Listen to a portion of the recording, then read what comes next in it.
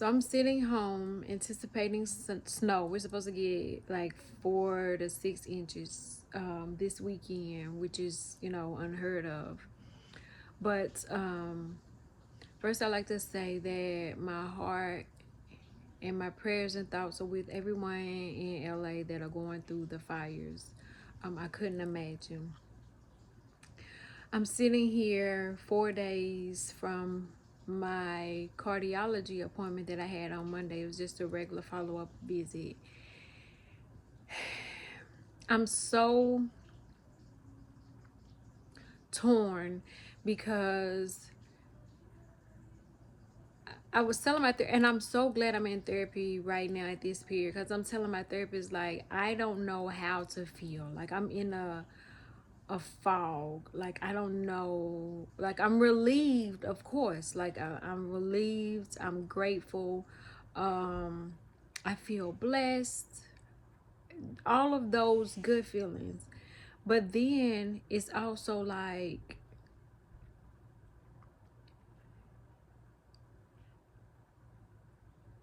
I was scheduled on November the 25th, 2024, to have a pacemaker inserted in my heart.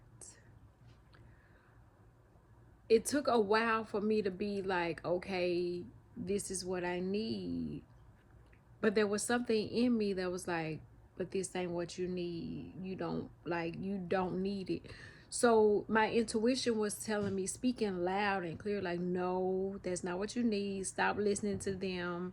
Like, listen to me, listen to your gut. And here I was thinking, no, but these are medical professionals and I don't know about the heart. And two doctors said it.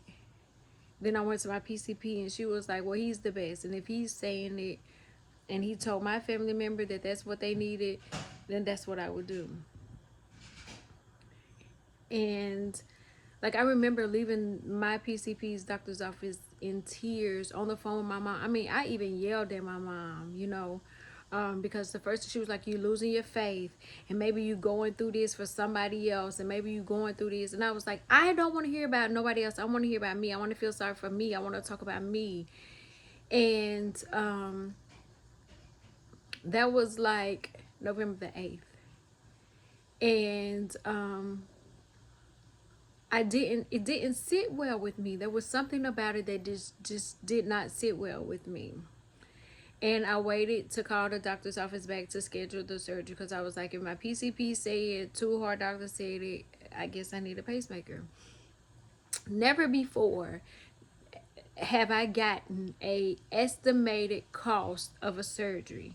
And this surgery estimated was $60,000 for this pacemaker, which the way he told me it would be overnight. Like, I would stay, day surgery, I would go home. But they would go in through my groin and just insert it. It'll be like the shape of a peel. And the times that my heart needed to be shocked, the defibrillator, the pacemaker would provide those beats when my heart wasn't beating the way it should.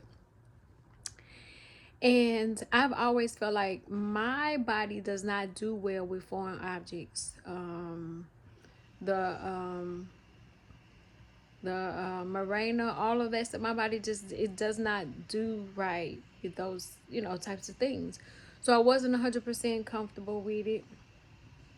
But whatever I could do to prolong my life so that I could be here with my kids even longer, I was all for it, even though I didn't feel 100% comfortable with it.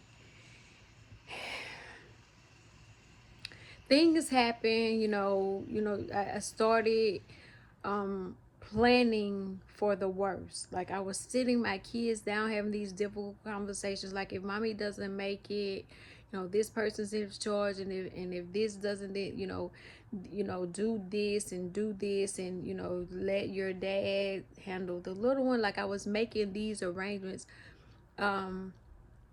I had did everything except for dig my own grave and lay down in it. Like, I had gave myself a death sentence, right? And so in my mind already, I was convinced that it was going to be bad. Even though the doctor said, but the first thing he told me, I've never seen somebody so at your age, so young, that needs this. And the doctor kept telling me, but you'll live a long, full life with it. It'll be okay. But in my mind, it was like death sentence, death sentence, death sentence. That's all I thought about, that, I would pass away.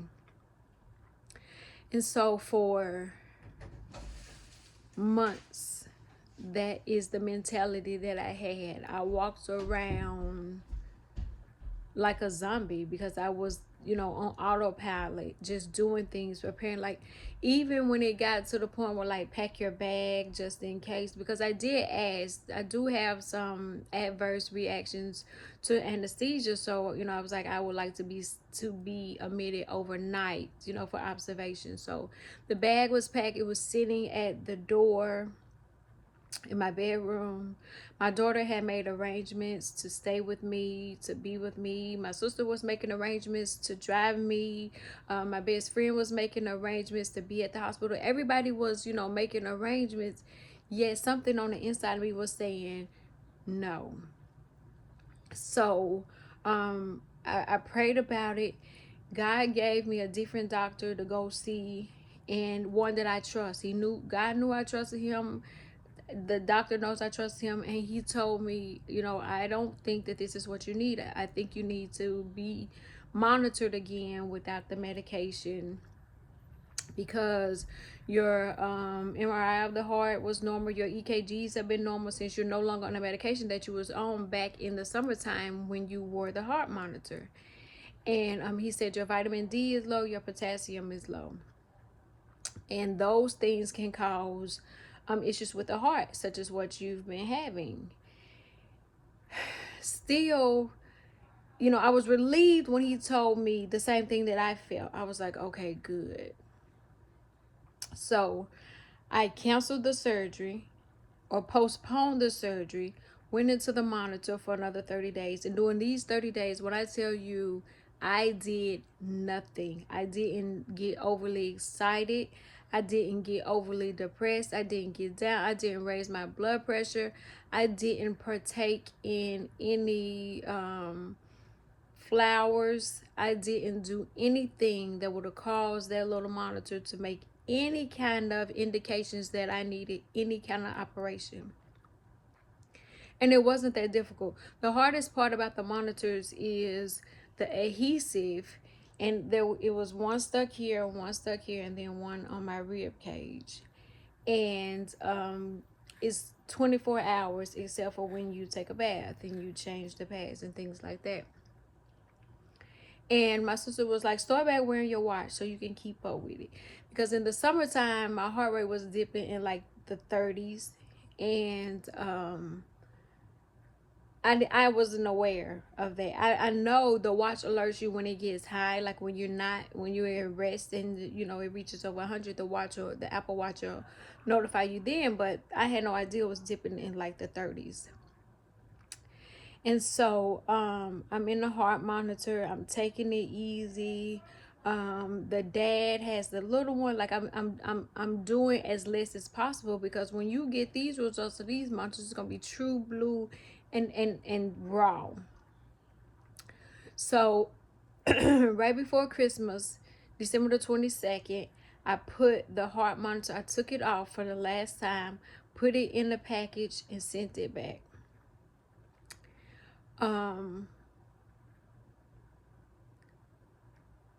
I knew they wouldn't get it until after Christmas, and I knew it'd take some time to be downloaded in the machine. But the way God works, I already had an appointment with her on January the 6th. Sometime January the 5th, the monitor results were put into my chart, which gave me a chance to read it. I was up at 5 o'clock in the morning, January the 6th. I couldn't sleep. Monday, January the 6th, I was up at 5 o'clock in the morning looking at the monitor myself. And it was like my watch said, it dipped in the 50s, but it didn't go to 39. And there was not a lot of the monitor setting itself off. There was not a lot of things that was alerting to the monitor, or that, the doctor, anybody seen, that would suggest that I needed a pacemaker. So I got up, I go to the doctor, and I'm nervous. So I didn't sleep the night before. And I get into the doctor's office, but I'm okay. Like I'm not stressed. I'm not, nervous. I'm just okay, numb, neutral, nonchalant. And the doctor comes in and she says, well, the heart monitor looks fine, and I don't think you need a pacemaker. And okay. And I didn't know how to take that. There was no remorse on her part. But I get doctors have to be like cold and stern and not show any emotions. I get that. Like, I worked in the medical field before, so I get how, but there was no remorse. There was no I'm sorry. And all I think about now, even being in this fog, because I left the doctor's office and I went to the grocery store and I was walking on the aisles, and I don't remember how I got to the grocery store. And I don't remember how I was walking around the grocery store. And I don't remember how I got home. But all I could think about was, I almost went under the knife, being put under for a miscommunication or a mix up. I don't even know what to call this. I was almost, agreeing to have something implanted unnecessarily. A $60,000 estimated. This was just estimated, I think, for, I didn't even look at the estimate, but I don't know if it included the doctor's charges or if it was just a hospital stay, or I don't know what the $60,000. But I've had operations in the past and I've never gotten an estimate. Never. I've never seen an estimate. A bill, but not an estimate. And so, like I said, she was real like, okay, see you in 6 months. I trusted her. I trusted him. I trusted everybody but myself. I betrayed myself. And I think that's the hardest thing that I'm dealing with. That in my heart of hearts, I knew, but yet and still, I still listen to the person with the degrees behind their name instead of the person who lives in this body. I'm having some type of, it's guilt. It's so many emotions that I'm going through, but I'm on autopilot because I should be celebrating like, oh God, I dodged that bullet. Or I should be celebrating like, ain't he good? Like, my heart is fine. I'm okay. I should be feeling something, but I can't feel anything except for I'm grateful and I thank God. But I don't know where, like, where to go. Like, am I supposed to be celebrating? Because one of my sisters was like, it's time to celebrate. Yes, it's time to celebrate, but am I there yet? I still feel, I don't know, I betrayed myself, the doctors betrayed me. It's medical trauma because it's like, they practice in medicine, and I of all people know that, but where did I go wrong? Why didn't I listen to me? My sister, another one of my sisters and me said, you got to start listening to your intuition. You knew better. When you knew you wasn't 100% ready, you knew better. That was the only thing you need. That was the only confirmation you need. But yeah, I still was like, in the midst of making the phone the appointment to get to set it, I was crying. I wasn't upset. Like, I mean, I wasn't okay for like 2 months straight. September, October, and like the beginning of November, I cried every fucking day. I cried. Mind you, I'm preparing my mom and my kids for what could happen. And I'm trying to be strong for them, but when I hang up the phone, I'm crying. Something happened in December and I couldn't cry. There was no more tears. Like, I was literally like, God, why? And I was trying to cry. It was like, no. There's no more tears in there. What are you crying for? I let you feel sorry for yourself. I let you cry. I let you woe is me. Now it's time to get into action because you avoided what could have been. So even now, in this fog, in this in between, I have so much to be thankful for. I'm so grateful that my faith has been renewed, that my eyes have been open, that my heart has been open to listen to your intuition. But also, you got to understand, you got to trust yourself. Just because that doctor said and that doctor said, God really truly does have the last say. And why didn't I listen? What was so clogged in my mind? What was going on in my mind so much that I couldn't listen to me and I couldn't listen to nobody? But I listened to some doctors that was practicing medicine from looking at a printout from a machine that was only able to output what was being inputted. And what was being input was my heart was being monitored while I was on some heart medication that was causing my heart rate to lower itself.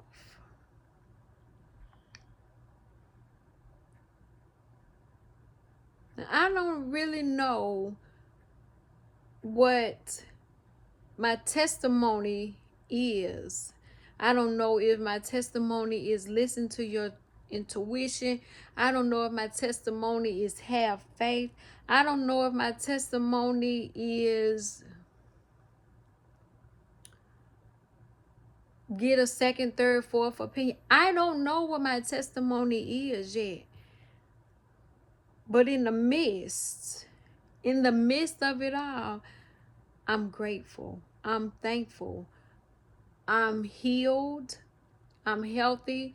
My blood pressure is still uncontrollable. They can't control it. She added another medicine on top of it. I didn't want it. She upped the blood pressure medicine, but I decided that I'm going to go ahead and do that. I got back on my multivitamins. I don't know what the next step is because I feel like, like I said, I'm in a fog. Like, it's still new. Like it was just 4 days ago. I don't know what to do. I don't know whether to celebrate. I don't know whether to just be humble, to be grateful, to be quiet, but I can't be quiet. God said, don't don't be quiet. But I gotta be still. I do have to be still. But for everybody that prayed for me, that everybody that sent prayers and sent their love, and everybody that wanted, I appreciate it. And I am not the type of person that none of what I shared was for sympathy. I didn't share it for sympathy, but it was a message amongst my mess. It was a testimony during my test. I had to testify while I was in the test because you had to see it wasn't nobody but me and God. There was no doctor that could have did it. There was no boyfriend, no husband, no kids, no parents, no grandparents. There was nobody that could have done this but God. So I had to, and I'm very private. I'm very vulnerable. Like I hate being vulnerable. I don't like people in my business, but I got so many messages and texts and so much love when I was going through it. And somebody asked me, do you need anything? And I said, to be honest, if I did, I don't know what it is. But just pray for me. That's all I pray. That's all I really asked for. But it wasn't for sympathy. Because I felt sorry enough for myself. So it wasn't for sympathy. It was more for education. It was more for enlightenment. It was more for you to see that I look normal, I look healthy, but I was going through something with my heart. But it was really mentally implanted into me because my heart is fine. There's still a small hole that they called PFO. It's a hole that everybody is born with. Usually after birth, they close up. Mine is really, really small, so small that it's a possible. It's not even a guaranteed, it's a possible. And I do have PVCs where it feels like my heart skips a beat and then it jumps to try to catch up with another one. I've had that all my life too. When I was pregnant, I think I had a heart murmur, but my heart is fine. Um, I'm fine. I am just preserving my energy. I'm restoring. I'm recovering, and I'm repenting because I lost my faith. I lost my faith in myself. I lost my faith in God and what He could do. Um, I heard the word you needed a pacemaker, and it was like I was a patient. I was a victim. I was this little bitty vulnerable person that you could just tell you need this, and I was like, oh, okay, I guess I need that. But I sit here today, living, breathing testimony. I don't need a pacemaker, but I was this close to receiving an unnecessary operation. And I went through it solo. Most of the nights, every doctor's appointment, I went by myself. The only consolation with it was my baby was on FaceTime during the times that I was in the first doctor appointment, my mom went with me. Every doctor's appointment after that, I was solo. Everything that I've gone through, I went through it solo. I endured this by myself. And I have an amazing support team. Amazing. Like when the doctor said I didn't need surgery, I'm texting, I'm okay. No surgery needed, I'm okay. Like I had a list. I'm okay. And I am okay. And just like I came through this, there's somebody else that needs to hear this, that needs to know. My original cardiologist put me on a medication um, and a heart monitor at the same time, and the results showed that I needed a pacemaker. So she then referred me to a specialist who said, you need a pacemaker, but I'm gonna get an MRI of your heart. The MRI came back normal. The EKGs, everything came back normal once the medication was stopped. And the only thing that I needed to do to prove that it was the medication was wear the heart monitor another 30 days. So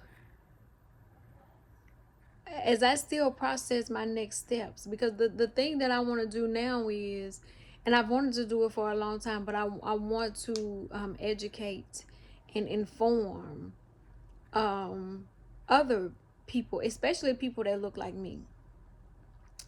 But it's not always a one diagnosis from a doctor and that's a death sentence. And that's how I felt.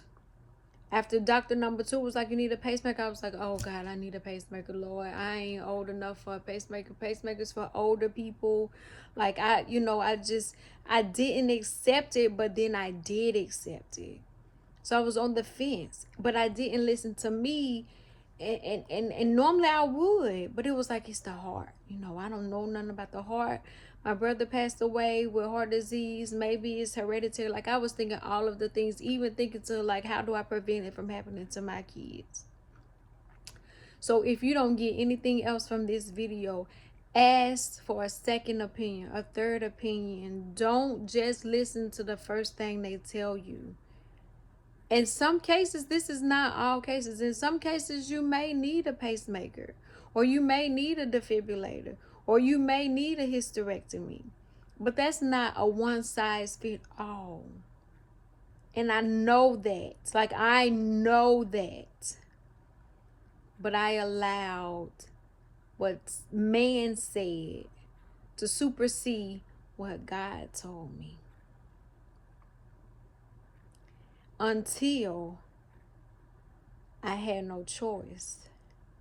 And I heard Sarah Jake say he'll get down in there with you when you in the well and you at the rock bottom. He'll get down there. I made room for him to get down in there, and then he got me out.